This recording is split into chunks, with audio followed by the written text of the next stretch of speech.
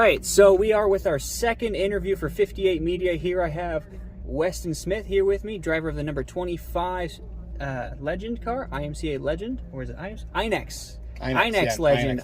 We drive the Legend. IMCA cars, US Legends.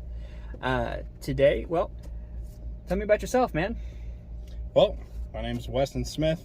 Obviously, I drive a US Legends, my rookie year in the Legend car. I did a Sport Compact IMCA last year, and technically a couple racers before that on asphalt. You remember that. So, in the, God, what do they call that? They called that a... like a Hornet class or something. No. Because we call it a Sport Compact here. Mini stock. They called it mini stocks. Mini stock. Mini stocks on asphalt, and that was wild. But, so now I drive a Legend. I own and run Auto Mafia Racing, so we sell a bunch of car parts, make turbo kits, that sort of stuff. But racing's a good time. We enjoy doing it.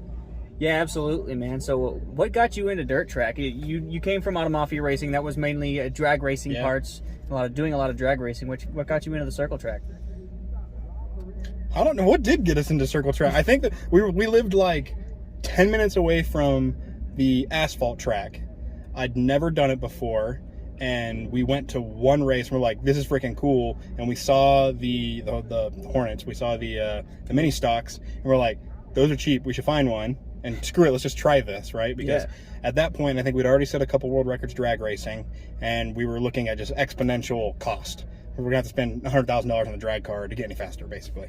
So it was like, okay, let's find something we can do for fun that we don't have to care about, because drag racing became work. So we tried asphalt, and then moving up here to Montana, it was a easy transfer over to dirt from asphalt.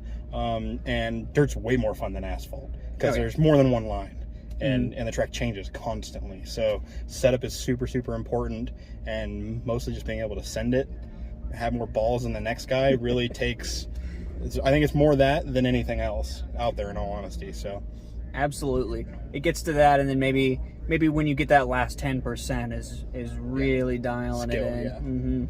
Setup and skill, it's probably the last 10%, and 80% of it's definitely just having enough stones to send it and not be afraid. So all right, so yeah, you were always into cars and stuff, but just now slowly got into dirt track, realized how fun it was, and definitely it's been a great time out here for sure. It has. It's way more fun than drag racing, and it's not as expensive. So this is your rookie year. This is your rookie year in the INEX Legends now. Have you learned anything this year you think you're going to take into next year to be a little better? Yeah, well, I'm more comfortable in the car now at the end of the season, so next year I'll probably focus quite a bit on setup and just little tweaks here and there for setup to see if that makes it any faster, maybe a gear change or two. Actually, hopefully having tires would be nice, because you can't get tires for dirt for Legend cars. We're actually having some tires to be able to change, and some spares would make things a little bit less crazy and stressful, because if we break, we're out. Unless we have, we can maybe get parts if we order them overnight, retail price, in 2 or 3 weeks. But having some stuff over the winter in stock will really help alleviate that next year, so we won't have that stress, and probably be able to send it a little harder, knowing that I have stuff to fix the car if it does break. Of course. Absolutely. Yeah, that was your first year in Legends, but you did run a Sport Compact, aka mini stock, last year. What's like a huge difference? I mean, I know they're front wheel drive, but the power's about the same, right? Yeah, so supposedly this car makes about 130, 135 wheel horsepower, but it only weighs 1,270 pounds with my butt in it right now. 1,290 with me in it. Yeah, it's about half the weight of most of our About half the weight, because we had our Sport Compacts down about 2,400 pounds, and they made 145, 150, maybe 160 horsepower tops. So yeah, and going from rear-wheel drive, I mean, I was still manual. The driving of it is just completely and totally different. Period. Dot. It's 100% different. Yeah, your car's so in Sport Compact, I basically was sending it every single lap. Once I got a couple laps in, I was basically never lifting. I know you did the same thing, so we were never lifting. In this, I can't go full throttle or I'll spin. Yeah, pretty much always. So yeah. Wow, man. Yeah, those cars are cool. They are definitely a hoot to drive. Yeah. I'm gonna definitely put some clips in of him racing. We got some. So we'll have that for some B-roll and some pictures of his car. Yeah, absolutely. We got a heat coming up, so we're gonna go ahead and cut it off here, guys. Thank you so much for watching. We're here at the Harvey Ostermiller special event. This is day 2 here.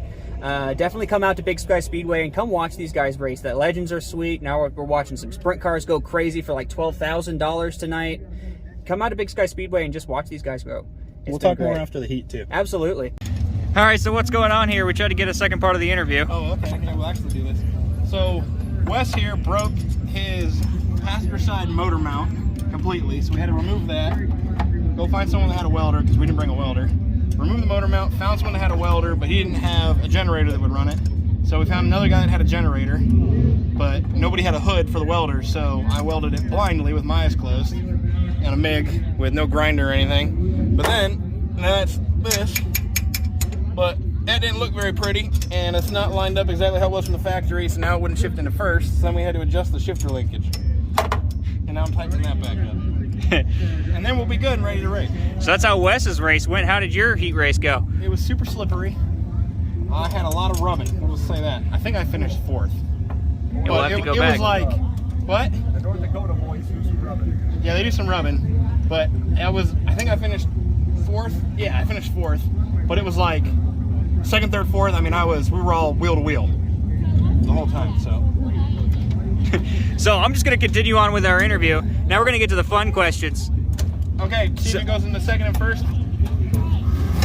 First now.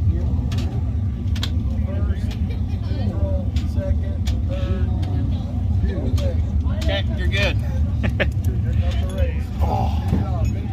Woo! I'm All right. Spots from welding with no hood. Don't do that. That's dangerous. Bad for your eyeballs. All right, Weston. What's your favorite race car? My Legend. Your Legend? Good choice. My Legend. I love my Legend. Looks good too.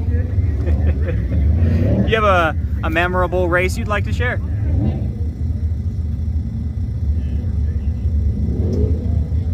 don't know. I mean, when I won at Sport Compacts, that was a good race. But I think the race that I got 2nd place in the Legend was probably one of my best so far, because I started the race in, oh gosh, I don't remember where I started. I want to say I started like 7th, worked my way up to 3rd, was following both the Kenzars, and they're very, very fast. They're the ones we bought our cars from, and they go to nationals and they race like 3 times a week. So I was following them. 1 lap to go, right? We're on the white flag. The uncle, the older one, he slides it up a little bit up the track, and I saw it coming because he'd done it earlier in the race, and I was right there, drove right around him, literally finished a fender ahead to pull 2nd until the very last lap, about to get 2nd place in the Legend, and that was awesome. Yeah, that is awesome, man. Yeah, that was a good race. All right, so we're going to end this out. Anything you want to say to any 58 media viewers or anybody that comes out to the track? Hey, just come out to the track, support your local tracks, get into racing, come talk to people. Most of us back here are really chill, where we'll talk to anybody pretty much, find some Sport Compact guys, find some Legend guys. Most of them are very interested in getting more people to race. So just go talk to them, ask us about our cars, come into the pits, come after, ask for hero cards, just come look at the cars, ask about them. It doesn't cost that much to get into it. You can build a Sport Compact for about $5,000, and people will rent them out to you as well. So just go to the track and try and get into it, because it is a freaking blast.